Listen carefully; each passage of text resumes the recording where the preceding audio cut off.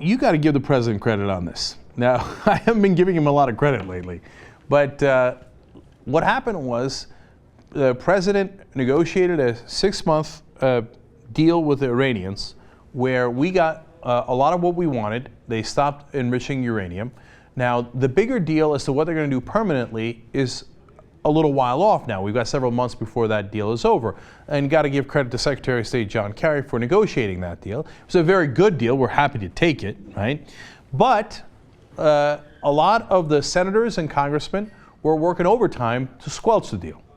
They didn't want to negotiate a deal with Iran. Instead, they wanted to do new sanctions, which would clearly destroy the peace negotiations we were in the middle of. Now, the White House has said over and over again, you guys are going to ruin it. And the president last night in the State of the Union said, if you send me a bill for further sanctions, I'm going to veto it, okay? And for a while, it looked like they were losing. They got about 60 senators, cross-partisan, Democrats, Republicans. The guys who led it were Mark Kirk on the Republican side and Robert Menendez on the Democratic side.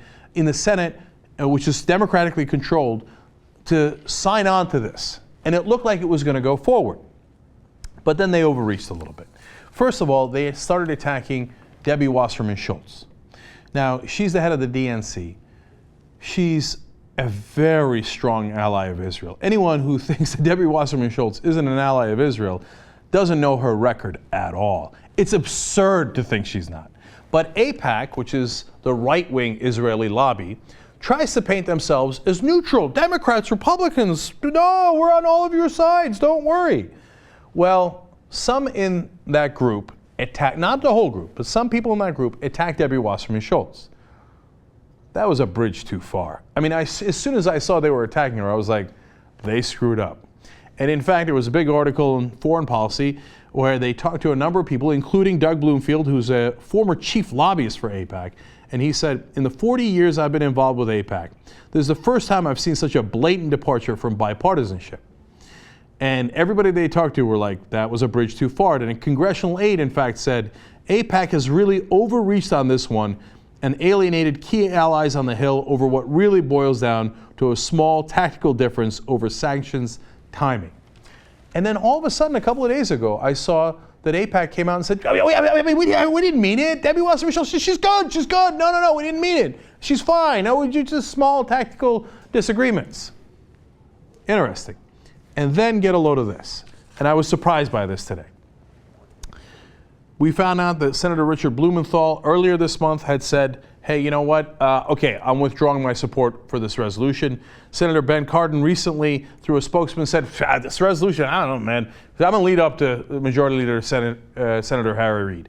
And then today, what I was surprised by, 2 more Democratic senators pulled out. Chris Coons from Delaware said, this is not the right time for the Iran sanctions bill. And then Joe Manchin had 2 quotes. I did not sign it with the intention that it would ever be voted upon or used upon while we were negotiating. First of all, bullshit. Okay, that was the whole point, was to do it while they were negotiating so that they would screw up the negotiations. Now, keep it real. Obviously, the lobby pushing for this was AIPAC. And they told both their Democratic and Republican senators, you go out there and ruin these negotiations by putting the sanction bill forward. And it's hard to vote against sanctions on Iran. Iran is bad! More sanctions! Yeah, we're tough, right?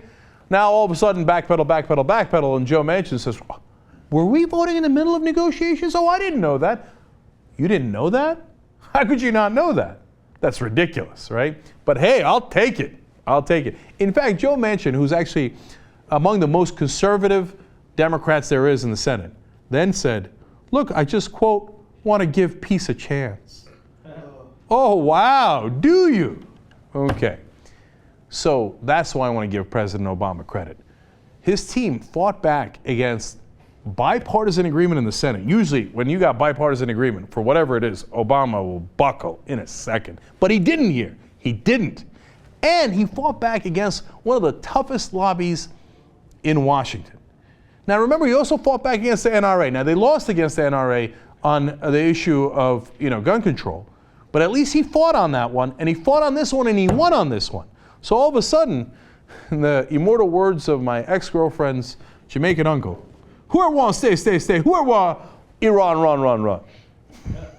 and they're running for the hills, and it looks like the resolution is not going to pass. We're going to continue negotiations, and we might actually get a peace deal.